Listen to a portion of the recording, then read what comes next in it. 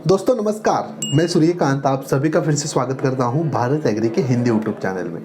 आज की वीडियो में हम बात करेंगे सोयाबीन फसल के ऊपर। मैं आपको बताऊंगा कि सोयाबीन की फसल में फली अवस्था में जो इल्लियाँ आती है, जिसे हम फली छेदक कहते हैं, उसको हम किस तरह से नियंत्रित कर सकते हैं, उसको कैसे कंट्रोल किया जाता है। अगर आप सोयाबीन की फसल लेते हो, आप सोयाबीन उत्पादक किसान हो, तो खासकर आपके लिए ये वाला वीडियो बहुत ही महत्वपूर्ण होने वाला है। मेरी आपसे एक राय है कि वीडियो अंत तक देखें और वीडियो के आखिर में आपके सुझाव नीचे कमेंट्स बॉक्स में हमें बताना ना भूलें। चलिए बिना किसी देरी के आज के वीडियो के लिए शुरू करते हैं। वीडियो की शुरुआत में जानते हैं सोयाबीन की इस फली छेदक के बारे में। ये जो इल्ली है वो शुरुआती अवस्था में जो कोमल पत्तियां होती है, नई कलियां होती है, पुष्प जो होते हैं, या फिर सोयाबीन की फली अवस्था में जो फलियां आती है उनको खाने का ये काम करती है।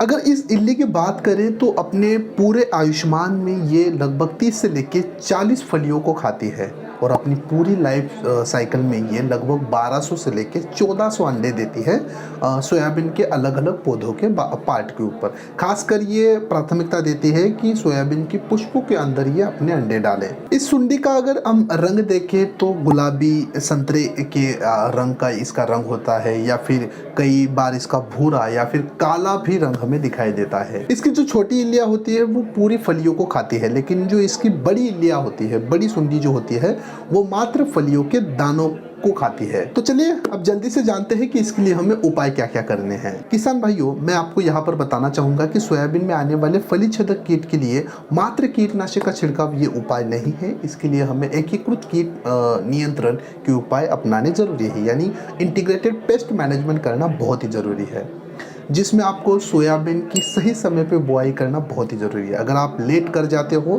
तो आपके सोयाबीन की फसल के ऊपर फली छेदक का प्रकोप बहुत ज़्यादा दिखाई दे सकता है। दूसरा तरीका है, हमें सोयाबीन की बुआई करते वक्त हमें अनुशंसित पौध अंतरण का भी ध्यान रखना है। ज़्यादा हाई डेंसिटी प्लांटेशन नहीं करना है। दो कतार से कतार के बीच की दूरी या फिर दो पौधों की दूरी, इसके ऊपर हमें ज़्यादा ध्यान देना है। ज़्यादा से ज़्यादा दूरी बनाए रखें ताकि जो सूर्य की किरणें हैं वो सीधे अपने बेड के ऊपर पड़े। और अगर आपने काफ़ी हाई डेंसिटी प्लांटेशन किया तो प्रजनन की जो क्रिया है इस कीट की वो बढ़ जाती है। अगर हम थोड़ा सा अंतर रख के इसकी बुआई करते हैं तो हवा और सूर्य प्रकाश अंदर की तरफ अच्छी तरह से खेलता रहता है। इसकी वजह से उसका जो प्रजनन है वो भी कम हो जाता है। इसके बाद आता है कि उर्वरक का सही तरीके से उपयोग करना। मैं तो आपको सजेस्ट करूंगा कि कभी भी फसल लगाने से पहले मिट्टी परीक्षण करें। इससे पता चलता है कि कौन से उर्वरक की कमी है और ऊपर से हमें कौन से उर्वरक कितनी मात्रा में देना आवश्यक है। इससे होगा क्या, अपनी जो फसल है वो हमेशा सशक्त रहेगी, उसमें एक शक्ति तैयार होगी ताकि वो अलग अलग कीटों और रोगों के लिए लड़ पाए। उर्वरक प्रबंधन करते समय एक बात का ध्यान रखें, नाइट्रोजन वाले उर्वरक का हमें काफ़ी कम और संतुलित तरीके से उपयोग करना है। जितना ज़्यादा नाइट्रोजन आप दोगे उतने ही कीट और रोग आपको आपकी फसल के ऊपर दिखाई देंगे। प्लॉट को हमेशा स्वच्छ रखना है, यानी जो पुराने खरपतवार के जो अवशेष है अपने प्लॉट में उसे हमें निकाल देना है, क्योंकि इन्हीं खरपतवारों के अवशेष के ऊपर ये जो सुंडियाँ होती है उसके अंडे डालती है। प्रकोपग्रस्त जो भी मृत पौधे हमें दिखाई देते हैं उन्हें उखाड़ कर प्लॉट के बाहर ले जाकर नष्ट करना है, क्योंकि इनके अंदर अलग अलग सुंडियाँ होने की संभावना होती है। इसके बाद हमें शुरुआती अवस्था में, जब हमारी फसल वानस्पतिक विकास की अवस्था में होगी, तभी हमें 1 एकड़ में लगभग 5 फेरोमोन ट्रैप लगाने की ज़रूरत है। साथ ही हमें अपने प्लॉट में, अपने खेत में कीट भक्षी पक्षियों को बैठने के लिए टी आकार की खुंटियाँ लगा देनी है। इसकी मात्रा हमें लेनी है लगभग 1 एकड़ में आप 20 से 25 लगा सकते हो। शुरुआती अवस्था में जब इस सुंडी का प्रकोप बहुत ही कम हो तब आप IFC कंपनी का नीम ऑयल लगभग 10,000 ppm वाला 250 ml ले सकते हो। 150 लीटर पानी मिलाकर 1 एकड़ फसल के ऊपर छिड़काव कर सकते हो। जब प्रकोप बढ़ जाए तभी आपको अलग अलग कीटनाशक का इस्तेमाल करना है। मैं यहाँ पर कुछ आपको कीटनाशक के नाम बताऊंगा, वो आपको अदल बदल कर अपनी फसल के ऊपर छिड़काव के लिए इस्तेमाल करने हैं।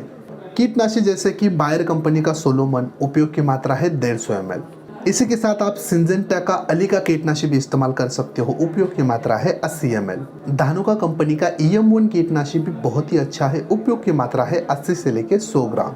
सिंजेंटा कंपनी का एम्प्लिको कीटनाशक भी बहुत ही अच्छा है, उपयोग की मात्रा है 100 ml। एफएमसी कंपनी का कोराजन भी बहुत ही अच्छा है, कई सारे किसान इसको इस्तेमाल करते हैं, रिजल्ट भी अच्छे आते हैं। उपयोग की मात्रा है 60 ml। और डाउ कंपनी का डेलीगेट कीटनाशक भी बहुत ही अच्छा है, उपयोग की मात्रा है 180 ml। किसान भाइयों, जितने भी मात्रा मैंने आपको बताई वो सारी 1 एकड़ फसल के ऊपर आपको लेनी है। आपको आवश्यकता अनुसार पानी की मात्रा लेनी है, जैसे कि 150 से लेके 180 लीटर। तो चलिए, ये थी जानकारी सोयाबीन की फसल में आने वाले फली छेदक कीट नियंत्रण की। जानकारी आपको कैसे लगी कमेंट्स बॉक्स में ज़रूर बताएं।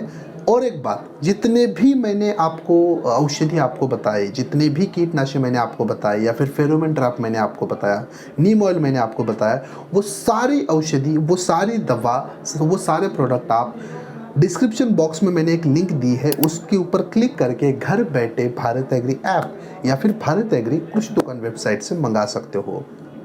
100% ओरिजिनल प्रोडक्ट है, 100% कैश ऑन डिलीवरी के साथ आएंगे, गारंटी रिजल्ट की मेरी है। इस्तेमाल करें फिर विश्वास करें। चलिए, मिलते हैं अपने एक नए वीडियो में एक नए विषय के ऊपर बोलने के लिए। तब तक के लिए धन्यवाद।